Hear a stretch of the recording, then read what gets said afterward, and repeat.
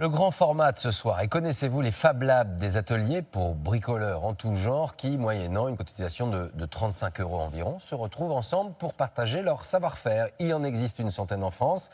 Alors à quoi ressemblent ces laboratoires très conviviaux et transgénérationnels? Reportage Aurélia Guimin avec Claire-Marie Denis.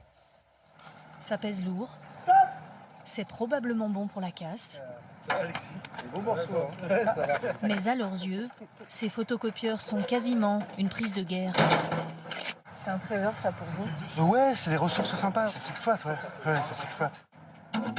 Exploiter, dans leur langage, ça veut dire récupérer, transformer ou encore innover. À Saint-Quentin en Yvelines, le Fab Lab s'anime plusieurs fois par semaine. Au début, on apprend, après on répare et ensuite on conçoit. Une sorte de laboratoire à idées comme il en existe plus d'une centaine en France. Moi, je suis expert en rien, moi.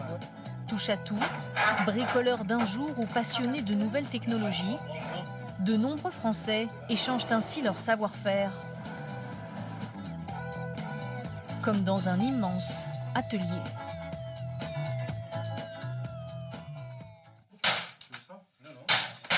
Là, le but, c'est de récupérer du composant. C'est pas de sauver la bête. Plus d'une heure que William, Arnaud et Philippe ont commencé à désosser ce photocopieur.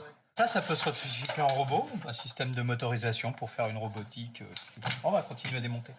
Moteur, engrenage, même les vis, ils conservent tout ce qui peut donner vie à leurs idées ou à celles des autres.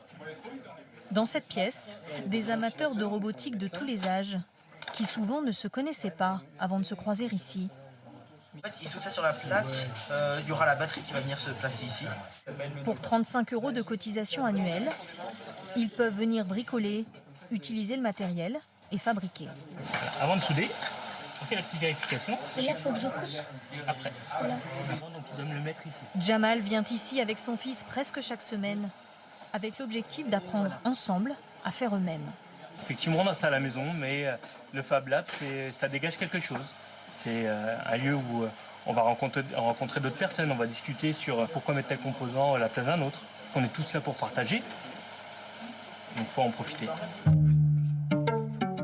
Électronicien en herbe, ingénieur, informaticien, la plupart des adhérents sont souvent férus de nouvelles technologies, mais s'approprient finalement aussi des machines plus traditionnelles. William a fini de démonter l'imprimante. On va choisir la bonne couleur déjà. Tu fais sortir le fil par le petit Il s'attaque maintenant à ses ourlets de pantalon grâce à Brigitte, enseignante à la retraite. Elle distille ses précieux conseils à beaucoup de jeunes hommes qui jusqu'ici ne connaissaient rien à la couture, Allez, il est parti. mais qui ont envie d'apprendre. Ce sont des gens qui reviennent vers la matière, qui ont besoin de toucher, d'essayer, de ressentir autre chose qu'une souris d'ordinateur. Le Fab Lab de Saint-Quentin en Yvelines est associatif, mais en 3 ans, il est devenu un vrai soutien pour des micro-entrepreneurs du secteur. Je crois que je vais avoir besoin de ton aide.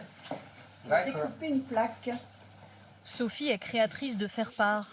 Sa petite entreprise fabrique en très petite quantité et n'a pas les moyens d'investir dans certains matériels. La découpeuse laser acquise par le Fab Lab grâce à des mécènes et des subventions lui permet de diversifier sa production. Moi qui fais découper souvent 1 ou 2 plaques, c'est pas possible dans une entreprise, ça les intéresse pas. Donc il n'y a que le Fab Lab qui accepte que je me serve de la machine pour découper une plaque. Donc ça m'ouvre un marché que je n'avais pas avant. Tout cela reste très artisanal. Est-ce que ça va marcher? À toi. C'est l'esprit de ce lieu. Après plusieurs heures de travail, Yes! Nassim et son père ont réussi leur projet de réveil, grâce à très peu de choses.